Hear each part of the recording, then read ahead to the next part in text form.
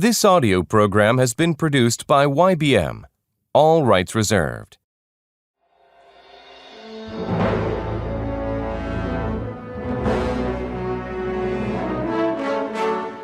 The Little Prince. Chapter 5. Farewell to the Little Prince.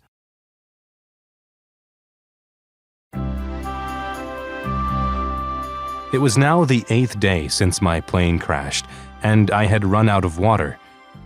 The little prince and I went looking for a well. We walked for several hours in silence. The stars lit up the night sky. The little prince was tired. He sat down. I sat down next to him. The stars are beautiful because of a flower you don't see, The little prince said. Yes, that's right, I said. I've always loved the desert. You sit down on a moonlit sand dune. You see nothing, you hear nothing, and yet something shines in that silence.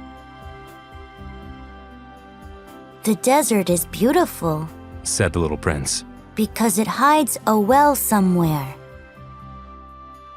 And then I understood the glow and mystery of the sands. Yes, I said to the little prince. Whether it's the stars or the desert, their real beauty is invisible.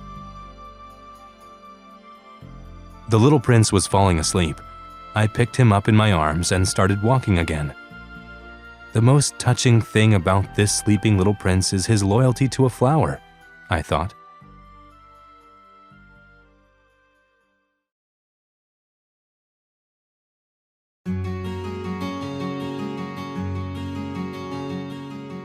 In the morning, I found the well. The well looked like it belonged to a village. It's strange, the well is ready to use, I said to the little prince. There's a pulley, a bucket, and a rope. The little prince grabbed the rope. The pulley made loud noises as though it had been asleep a long time. Do you hear that? Said the little prince. We've awakened this well and it's singing. Let me do that, I said to him. It's too heavy for you. Slowly, I lifted the bucket to the edge of the well. I'm thirsty. Said the little prince. Let me drink some. The water was as sweet as a banquet. Its sweetness came from our walk beneath the stars, from the song of the pulley.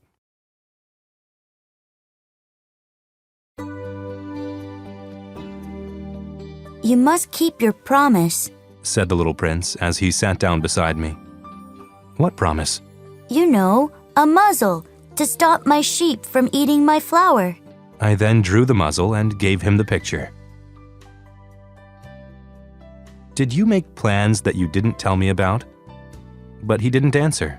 He said, Tomorrow will be the first anniversary of my fall to earth. I landed very near here. I felt a strange sadness. So, when we met, it was not by chance. You were returning to the place where you fell to earth. Is that right? He didn't answer. You must repair your engine, He told me. I'll wait here. Come back tomorrow night. His words didn't make me feel better. I remembered the fox. There's a danger of tears when you let yourself be tamed.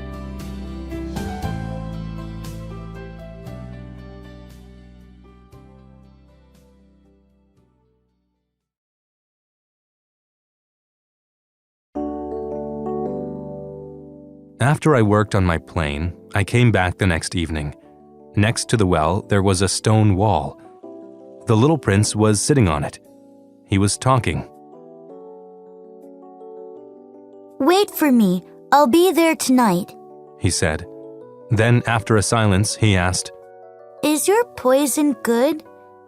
Are you sure I won't suffer for long? I stopped. My heart was beating. Then I saw it. At the foot of the wall, a yellow snake was coiled up in front of the little prince.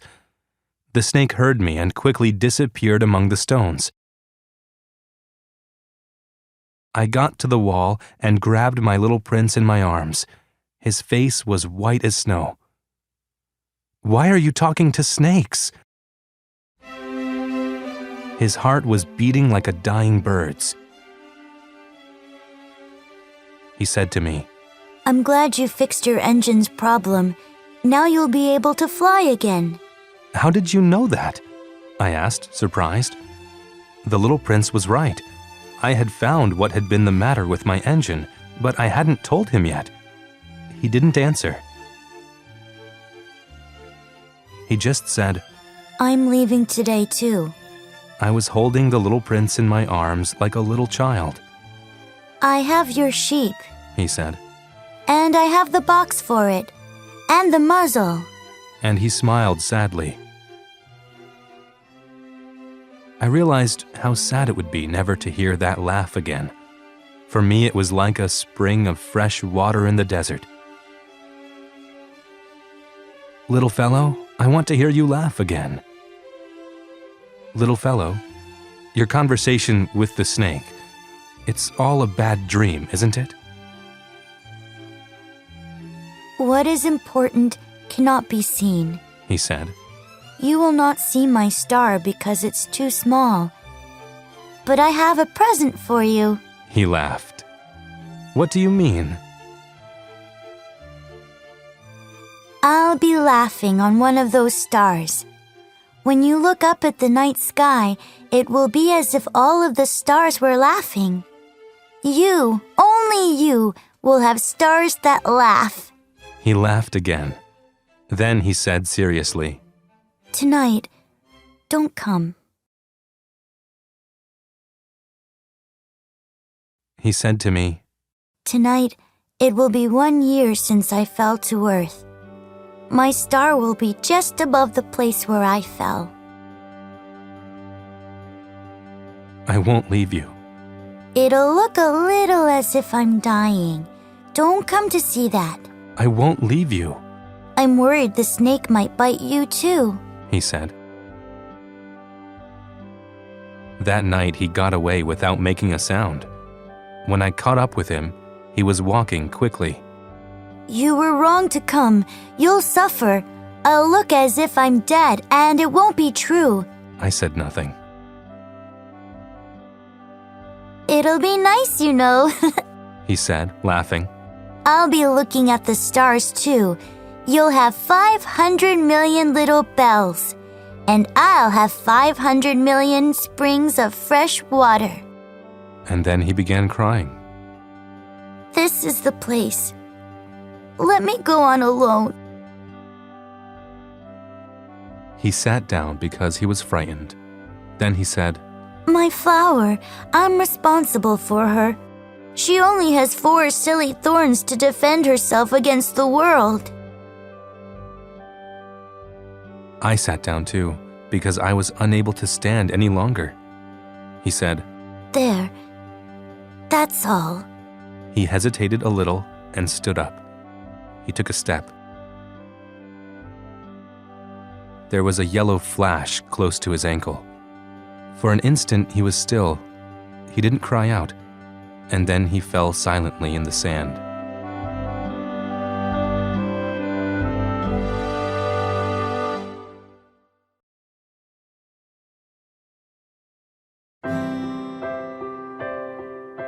And now it's been 6 years since the little prince left me.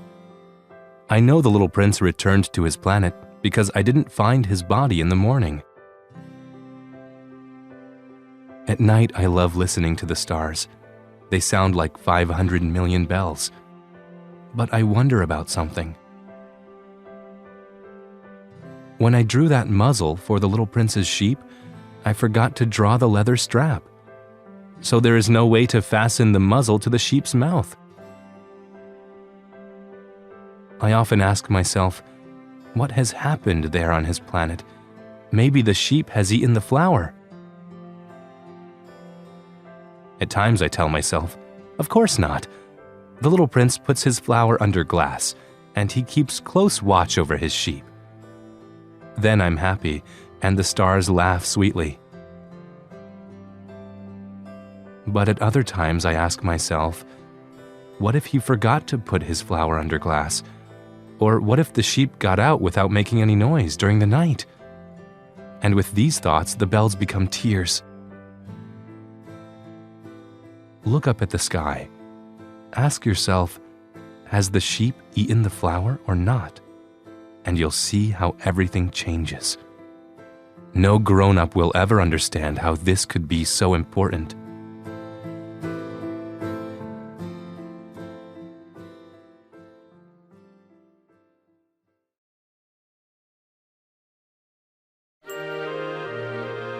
Epilogue. For me, this is the loveliest and the saddest landscape in the world. It's here that the little prince appeared on earth and then disappeared.